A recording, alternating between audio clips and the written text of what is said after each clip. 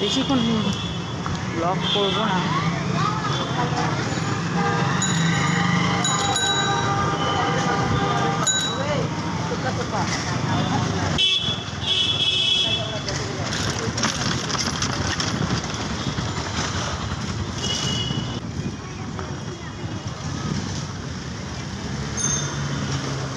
রোদের তাপ এত, কি বলবো।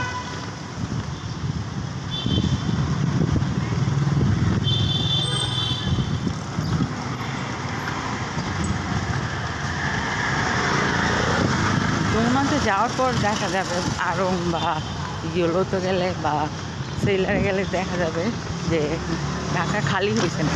ওইগুলা ভরা থাকে তাহলে বুঝতে হবে ঢাকা এখনো খালি হয়নি।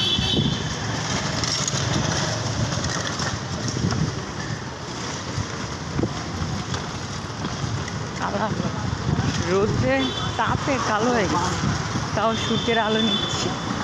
ভিটামিন ডি এর এমনি অভাব আমার।